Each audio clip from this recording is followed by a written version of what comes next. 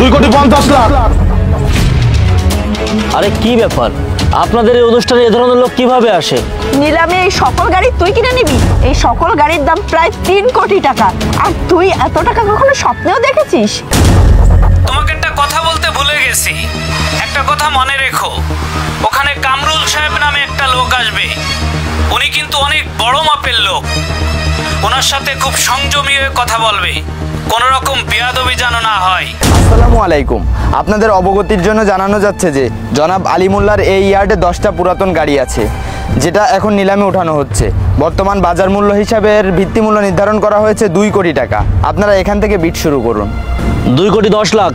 2,10,00,000 টাকা, 2,10,00,000 টাকা, 2,10,00,000 টাকা 1, 2,10,00,000 টাকা 2, 2,20,00,000, 2,20,00,000 টাকা, 2,20,00,000 টাকা, 2,20,00,000 টাকা 1, 2,20,00,000 টাকা 2, 2,30,00,000, 2,30,00,000 টাকা 1, 2,30,00,000 টাকা 2, 2,50,00,000। আরে কি ব্যাপার, আপনাদের এই অনুষ্ঠানে এ ধরনের লোক কিভাবে আসে? এটা একটা ভদ্র পরিবেশ, তার মতো লুঙ্গি গামছা পরা লোক তো এখানে আমরা আশা করিনি। এই তুই কে? তুই এখানে কিভাবে আসলি? যা বের হয় এখান থেকে। আরে আপনারা এভাবে কেন কথা বলছেন? আপনারা একটা নিলামের কার্যক্রম শুরু করেছেন আর আমি সেখানে অংশগ্রহণ করার জন্য এসেছি। এত কথা না বলে আপনারা ডাক উঠান। এই ফকির, কি বললি তুই? নিলামে এই সকল গাড়ি তুই কিনে নিবি? এই সকল গাড়ির দাম প্রায় 3 কোটি টাকা, আর তুই এত টাকা কখনো স্বপ্নেও দেখেছিস? আরে ম্যাডাম, 3 কোটি টাকা হোক আর 5 কোটি টাকা হোক, টাকা তো কোনো বিষয় না, দাম দরে হলে আমি গাড়িগুলো নিয়ে নিব। তাছাড়া আপনি শুনলেন না যে আমি এখানে এসে 2,50,00,000 টাকা বিট দিয়েছি? এই পাগল, ফাজলামির একটা লিমিট থাকা দরকার। তোকে বাড়ি থেকে কে বের হতে দিয়েছে? শোন, এমনি কিন্তু মন মানসিকতা ভালো না। আমাদের কাজ আমাদের করতে দে, তুই এখান থেকে যা। আমি একটা জিনিস বুঝতে পারছি না, আপনারা এমন কেন করছেন? আর আমি তো বারবারই বলছি যে এখানে একটা নিলামের কার্যক্রম হচ্ছে, আমি এখানে অংশগ্রহণ করেছি গাড়িগুলো কেনার জন্য। আমার যদি দাম দরে পছন্দ হয় তাহলে আমি সেখানে সবগুলো গাড়ি নিয়ে নিব। এই ফকির কামলা, তুই যে বললি এইসব পুরাতন গাড়ি কিনবি, আবার তুই 2,50,00,000 টাকা বিটও করলি। তোর কাছে তো মনে হয় না খুঁজলে 250 টাকাও পাওয়া যাবে? দেখুন ভাই, কার ভেতরে কি আছে এটা কিন্তু উপর থেকে দেখে বোঝা যায় না। ঝিনুক দেখতে কিন্তু কালো, কিন্তু ভেতরে কিন্তু ঠিকই উজ্জ্বল মুক্তা থাকে। এই তুই এখানে এসে কিন্তু আমাদের অনেক সময় নষ্ট করে ফেলেছিস, তোর এই পাগলামি মোটেও ভালো লাগছে না। এখনো সময় আছে, তুই এখান থেকে চলে যা। আপনি বললেই তো আমি এখান থেকে চলে যেতে বাধ্য না। আমি এখানে আমার ইচ্ছায় এসেছি, আমার ইচ্ছায় আমি এখান থেকে যাব, তাও এই নিলামের কার্যক্রম শেষ করে। আপনারা আপনাদের কাজ করুন। ভাই, আপনারা আমাদেরকে এখানে সকলকে ডেকেছেন, আপনাদের কথা মতো আমরা এখানে এসেছি, কিন্তু এসে আমরা এসব কি দেখছি? আপনি আগে এই লোকটাকে এখান থেকে বের করুন, তারপরে নিলামের কার্যক্রম শুরু করুন। আরে হ্যাঁ, এই ম্যাডাম তো একদম ঠিক কথা বলেছে। এই রাস্তার পাগল সেই তখন থেকে এসে আমাদেরকে ডিস্টার্ব করছে। আমরা নিহাত ভদ্রলোক এবং শিক্ষিত, তাই এতক্ষণ পর্যন্ত এই পাগলের অগোছল কথা আমরা সহ্য করেছি।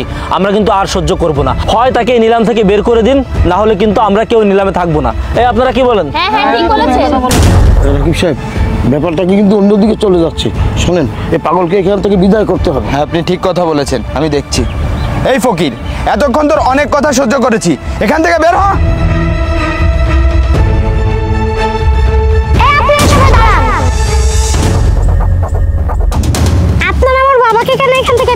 দিচ্ছেন? আরে এই দেখো, আর এক ফকিন্নির বাচ্চার আগমন হয়েছে। এই তুই এখানে কিসের জন্য এসেছিস?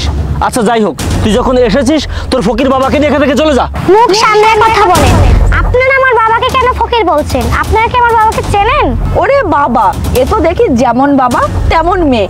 এই তোর বাবা যে ফকির পাগল, এটার প্রমাণ আমরা অনেক আগে পেয়েছি। তোকে ভালোই ভালোই বলছি, তোর এই ফকির বাবাকে এখান থেকে নিয়ে যা, না হলে কিন্তু ভালো হবে না। ভালো হবে না মানে? আপনারা কি করবেন? হ্যাঁ, গায়ের জোর আমাদের এখান থেকে বের করে দিবেন নাকি? ওরে ফকিরের বাচ্চা ফকিরনি, যত বড় মুখ নয় তত বড় কথা। তোকে তো স্টপ! এত সময় আপনারা আমাকে অনেক কথা বলেছেন, আমি কিচ্ছু বলিনি। এখন কিন্তু আপনারা লিমিট ক্রস করে ফেলছেন। এই একে তো তুই এখানে এসে আমাদের মূল্যবান সময় নষ্ট করেছিস, আবার লিমিট ক্রসের কথা বলছিস। এই কে তুই? হ্যাঁ, আপনারা এখন আমার বাবাকে চিনতে পারেন নাই? আমার বাবা এই শহরের একজন বিজনেসম্যান। বিজনেসম্যান? এই লুঙ্গি গামছাওয়ালা বিজনেসম্যান?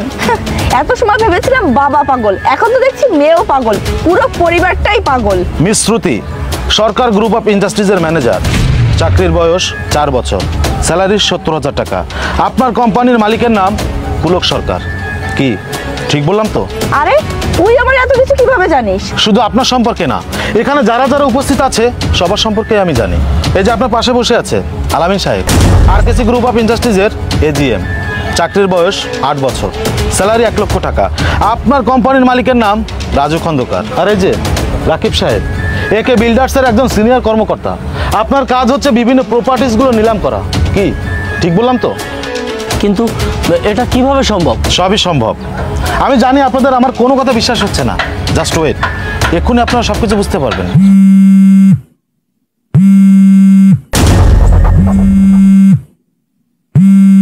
কলটা রিসিভ করুন এবং লাউডে দিন।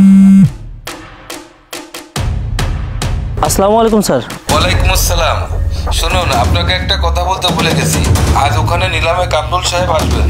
উনি কিন্তু অনেক বড় একজন বিজনেসম্যান। ওনার সাথে কোঅপারেট করে কাজ করবেন। মনে রাখবেন, আমাদের বেশিরভাগ ডিল ওনার কোম্পানির সাথে হয়, সেইভাবে ওনার সাথে ব্যবহার করবেন। রাখছি। জি স্যার, আসসালামু আলাইকুম।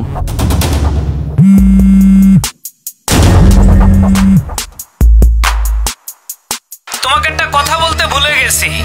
তুমি তো নিলামে গেছো, একটা কথা মনে রেখো, ওখানে কামরুল সাহেব নামে একটা লোক আসবে। উনি কিন্তু অনেক বড় মাপের লোক। ওনার সাথে খুব সংযমী হয়ে কথা বলবে, কোনো রকম বেয়াদবি যেন না হয়। কথাটা মাথায় রেখো। সরি স্যার, আপনাকে চিনতে না পেরে আপনার সঙ্গে অনেক খারাপ ব্যবহার করে ফেলেছি, আপনি আমাকে ক্ষমা করে দিন। হ্যাঁ স্যার, আমি আসলে আপনার সাথে দুর্ব্যবহার করে ফেলেছি, আপনি আমাকে ক্ষমা করে দিন। কিন্তু স্যার, আপনি এত বড় একজন বিজনেসম্যান হয়েও এখানে এই পোশাকে কেন আসলেন? তাছাড়া মামুনি এখানে হাতে ব্যাগ নিয়ে এভাবে কেন এসেছে? আসলে আমি একটু দেখতে চাচ্ছিলাম যে একজন মানুষ মানুষকে সম্মান করে নাকি মানুষের পোশাককে সম্মান করে। আমি এখানে না আসলে তো বুঝতেই পারতাম না যে আপনারা মানুষের পোশাক দেখে বিচার করেন। যাই হোক, আর আপনারা যেন কি বললেন, আমার মেয়েকে আমি কেন এখানে আসতে বলেছি, আর এই ব্যাগে কি আছে? আমি আমার মেয়েকে এখানে আসতে বলেছি, আর এই ব্যাগে 3 কোটি টাকা আছে। আমি আপনাদের সকল গাড়ি বিনা নিলামে 3 কোটি টাকা কিনে নিলাম। স্যার, আপনি কি বলছেন স্যার? স্যার, আপনি আসুন, বসুন। কে কোথায় আছে? স্যারের জন্য নাস্তা কফির ব্যবস্থা কর। থাক আলী সাহেব, আমি এখানে কফি বা নাস্তা করার জন্য আসিনি। আচ্ছা, আপনারা এমন কেন বলুন তো? মানুষকে আপনারা কেন পোশাক দেখে বিচার করেন? একটা মানুষের টাকা পয়সা অর্থ সম্পদ থাকতেই পারে, তার জন্য কি তাকে সবসময় দামি পোশাক পরে থাকতে হবে না?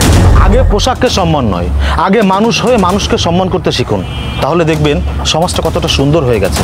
যাই হোক, আজকে আপনারা প্রত্যেকটা মানুষ এখানে আমার সাথে যে ব্যবহারটা করেছেন, আমি যদি আপনাদের মালিককে এই কথাগুলো জানাই তাহলে কি হবে বুঝতে পারছেন? স্যার, দয়া করে এমনটা করবেন না, তাহলে আমার অনেক বড় ক্ষতি হয়ে যাবে। হ্যাঁ স্যার, আসলে আমরা তো না বুঝে করে ফেলেছি, দয়া করে আপনি আমাদেরকে আরেকটা সুযোগ দিন। থাক, আমার কাছে ক্ষমা চাইতে হবে না। আমি এতটাও নিষ্ঠুর না যে আমি আপনাদের ক্ষতি করব। আমি আপনাদেরকে ক্ষমা করে দিয়েছি, আমি কাউকে কিচ্ছু বলবো না। তবে একটা কথা সবসময় মনে রাখবেন, কাউকে কখনো পোশাক দেখে বিচার করবেন না। মা, টাকাগুলো দেন। আলী সাহেব, আমার ডকুমেন্টসগুলো আমাকে বুঝে দিন। আরে নিন, এখানে 3 কোটি টাকা আছে, গুনে নিন। সি স্যার, আপনি কি বলছেন? টাকা গুনতে হবে কেন? স্যার, আপনি আসুন, বসুন স্যার। স্যার, আমি খুবই লজ্জিত এবং আন্তরিকভাবে দুঃখিত। আপনি আমাকে প্লিজ ক্ষমা করে দেন। আপনি আপনার কাজ করুন। আলী সাহেব, আমার ডকুমেন্টসগুলো বুঝিয়ে দিন। জি স্যার। স্যার, আসি। মা, চল।